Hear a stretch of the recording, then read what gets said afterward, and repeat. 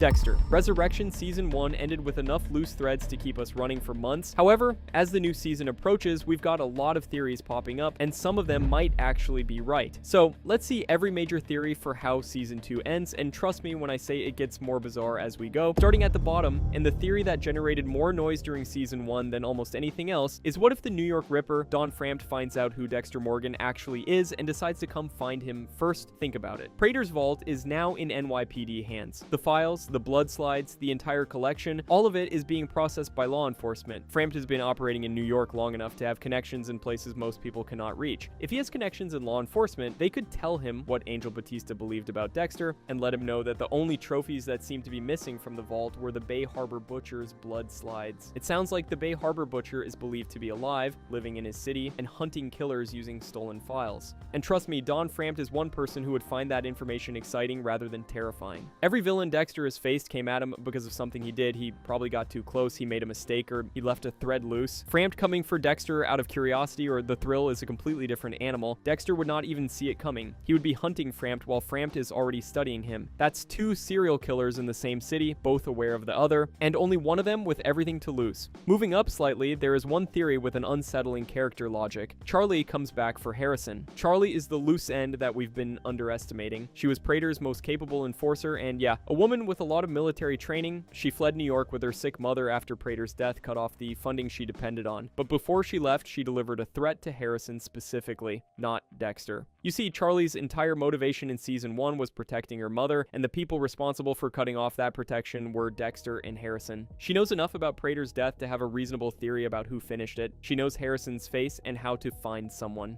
The theory builds on the idea that Season 2 does not bring Charlie back as an antagonist chasing Dexter the way Batista did. Rather, she comes back as someone going after the softer target, the one Dexter cannot protect. Harrison is building a life and trying to be normal. Just then, Charlie pops out of nowhere, and Harrison is totally unprepared. I'm not saying Harrison is going to get killed or anything, but really, it's possible that he'll get badly injured or threatened. His girlfriend could even be in harm's way. Anyway, that's the version of this theory that could be scary.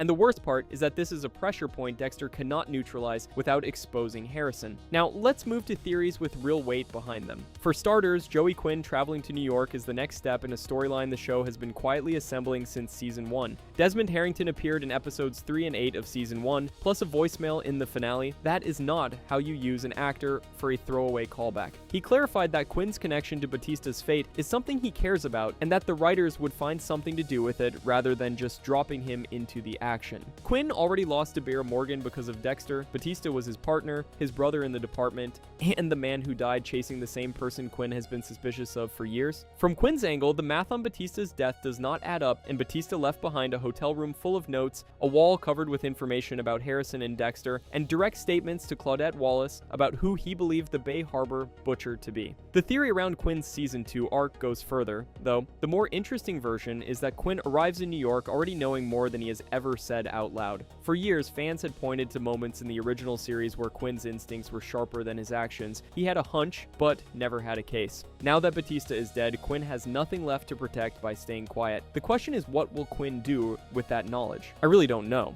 Anyway, what gives this theory an edge is a detail that makes Quinn different from anyone Dexter has faced. Batista was righteous, he wanted the truth because justice demanded it. But Quinn has always been more, he pulled back from his own investigation in the original series, specifically to protect his relationship with Deb. That kind of mindset cuts both ways, meaning Quinn might not come to New York with handcuffs in mind. He could confront Dexter, and having lost both Deb and Batista to the fallout of Dexter's life, he might decide that the best thing he can do is walk a third path entirely. Let's go to Reddit. The theory circulating since the Season 1 finale, and the one with the best structural setup from the show, is that Dexter Morgan returns to forensic analysis, this time inside the NYPD. Gotta say, I feel like this could actually happen. During Season 1, when Claudette Wallace was closing in on the New York Ripper case, Dexter fed her a specific insight about the murder weapon, and she took it seriously enough to act on it. That moment was not throwaway, and I believe the show was trying to establish that Claudette is smart enough to recognize value when she sees it. And clearly Dexter's forensic instincts are sharp enough to be useful to an active investigation.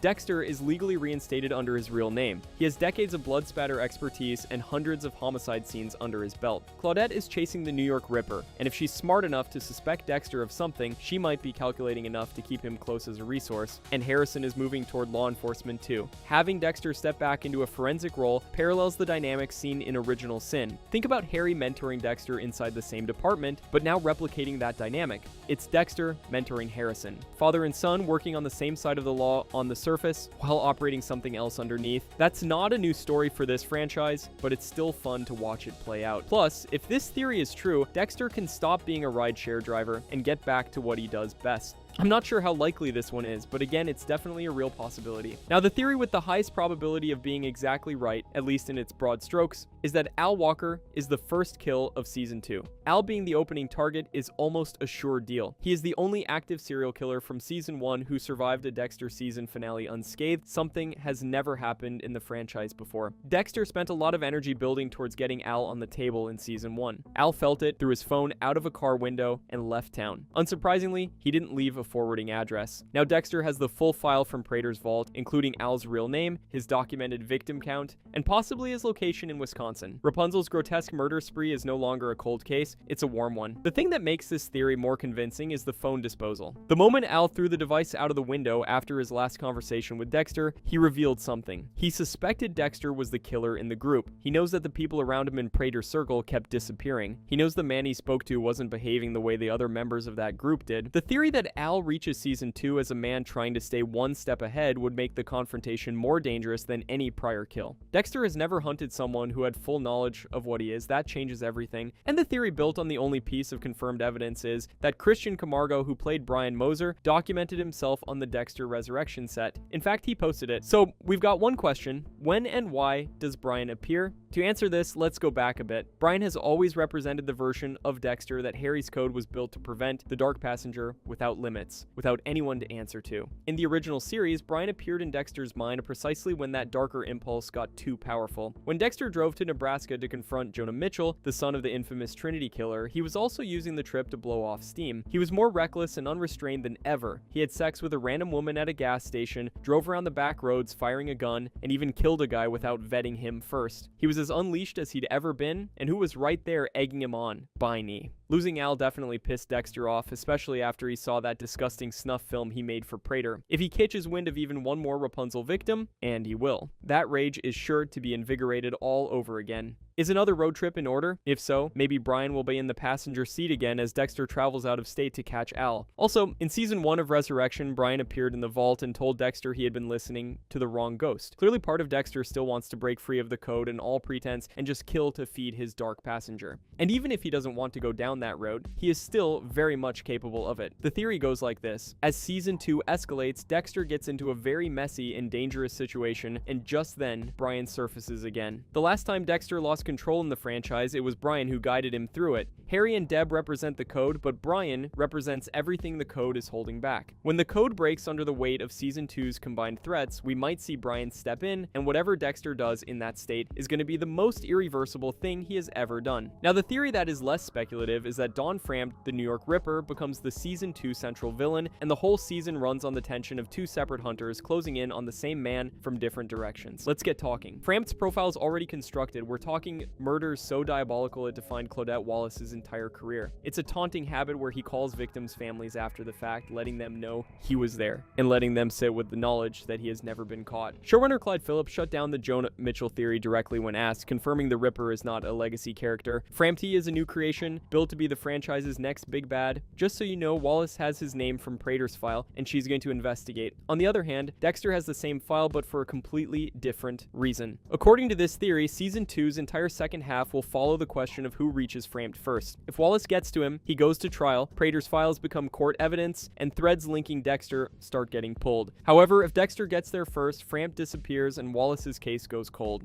Then, Dexter places himself in the way of a detective who probably knows that he is the Bay Harbor Butcher. One way or the other, neither outcome ends well. The Brian Cox casting means the show is aiming for a Ripper who can go toe-to-toe with Dexter. Prater was all power and ego, but the Ripper is meant to be ritual, patient, patience, and time. A Cox-caliber promptu would be a villain who has been operating in the dark for long enough that he has no fear of exposure. Dexter has faced that profile before. In Trinity, he knows how it thinks. He also knows what it costs him to stop it. One more variable to keep in mind, though, is that Frampt, unlike any of Prater's circle, is not someone who has been vetted into a private social club. He has never been in a room with Dexter, so he does not know what is coming. That advantage belongs to Dexter, and it's the only one he's guaranteed to carry into the confrontation. Besides all these dramatic theories, we should address those theories built around Dexter's past. Lumen Pierce is the name that surfaces here. Her arc in Season 5 was one of the only times that Dexter bonded with someone who understood his darkness without either being destroyed by it. She walked away on her own terms, and she knew everything. She is the one person in the Dexter universe who survived seeing all of it and chose to leave quietly rather than becoming another one of his victims. If Resurrection is really about Dexter confronting who he used to be versus who he is becoming, the reintroduction of Lumen would carry more emotional weight than any other returning character. Aster and Cody, Dexter's stepchildren, now adults, represent a different category of return. Screen Rant has argued directly that with Harrison back as a series regular, the time has come for Resurrection to build toward a larger Morgan family reckoning. Aster and Cody grew up watching Dexter operate as a father figure. After losing Rita, they went to live with her grandparents in Orlando. If Season 2 is expanding its emotional landscape, the Morgan family thread runs deeper than just Dexter and Harrison. Rita herself remains conspicuously absent for a character whose death was the franchise's biggest turning point. Actress Julie Benz has said on record that she would return if the opportunity made sense, and she was asked. I don't know if she's been asked, but that door has not been closed. And finally, let's see the theory that made my skin crawl.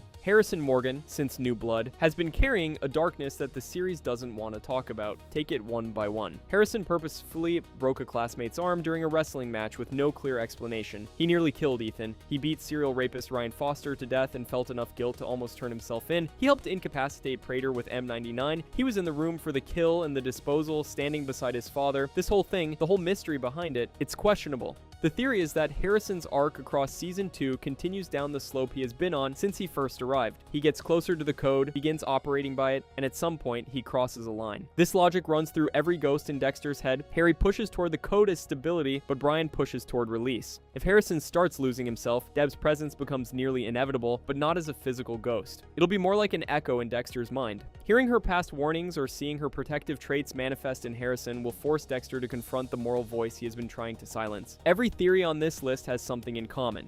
They all trace back to choices Dexter has already made. The files from Prater's vault are open. Al Walker is somewhere in Wisconsin, possibly watching his mirrors a little more carefully than he used to. Don Frampt is real and still making calls to the families of people he killed. Quinn is in Miami with a dead partner and a history of almost knowing. Dexter stood on that boat and told himself the era of solitude was finished, but he might not have processed what that means. The solitude was protection for him and for everyone around him. The moment he let people in, he created a map. Once again, everyone Dexter Morgan has ever loved becomes a pressure point for someone trying to get to him. Season 2 is coming up fast and I can't wait. I've got a feeling Quinn's story will end in a really terrible way, maybe on Dexter's table, but that's just one of many theories. Which theories are you betting on? Let us know in the comments. And slash that subscribe button to be here for more breakdowns when Dexter Resurrection Season 2 drops in October. As always, thanks for watching.